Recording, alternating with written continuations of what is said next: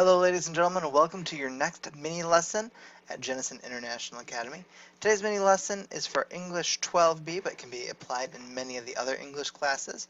It's about satire, a literary style that developed in the 18th century during the Restoration and has a long history before that as well.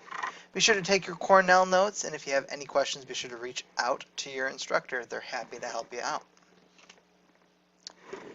Well, the realism of novels and newspapers placed middle-class readers, another literary style, polished, witty, and formal, was aimed at the elite. This style was known as neoclassicism, or new classicism, and neoclassical writers modeled their works on those of ancient Greece and Rome, emulating what they saw as the restraint, rationality, and dignity of classical writing. Indeed, the period in which these writers worked, the first half of the 18th century, is sometimes called the Augustan Age, so named because its writers liken their society to that of Rome in the prosperous, stable reign of the Emperor Augustus, when the finest Roman literature was produced. Neoclassical writers stressed balance, order, logic, and emotional restraint, focusing on society and the human intellect and avoiding personal feelings. Neoclassicists used satire or ridicule to point out aspects of society that they felt needed to be changed. In this too, they followed Roman models, choosing between the gentle, playful, and sympathetic approach of Horace, Horatian satire, and the darker, biting style of Juvenal, or Juvenalian satire. Two outstanding writers of the period beautifully illustrate the two modes of satire. One of the writers, Alexander Pope, wrote satiric poetry in the Horatian mode, poking fun at the dandies and ladies of high society, and addressing moral, political, and philosophical issues in clever, elegant couplets. Pope's friend Jonathan Swift, on the other hand, wrote juvenile satire. Appalled by the hypocrisy and corruption he saw around him, Swift savagely attacked educators, politicians, churchmen, and any others he saw as corrupt. His masterpiece, Gulliver's Travels, is still a remarkable, incisive commentary on human nature. England's newly reopened theaters provided another outlet for the period's most brilliant satirists. Influenced by the French comedies of manners, John Dryden, William Congreve, and the other playwrights entertained audiences with Restoration comedies that satirized the artificial, sophisticated society centered in the Stuart court.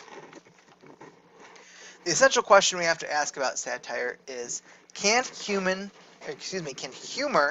make someone see the serious side of an issue? Since ancient times, writers have used satire to attack injustice, to highlight the absurd, and to show the brutal truth about one topic while seeming to write about another. In their works, satirists have employed every genre to surprise and delight readers with portraits of society that elicit an equal measure of amusement and shock. Satire is a literary technique in which behaviors or institutions are ridiculed for the purpose of improving society. What sets satire apart from other forms of social and political protest is humor. The use of satire began with the ancient Greeks, but came into its own in ancient Rome, where the fathers of satire, Horace, 1st century BC, and Juvenal, 2nd century AD, were inspired by the decadence of the Roman Empire to write scathing critiques of their society. The next great flourishing of satire began in Europe in the second half of the 17th century, and continued through the 18th century. In England, this golden age of satire encompassed the talents of the Restoration dramatists, as well as John Dryden, Alexander Pope, Jonathan Swift, and Samuel Johnson.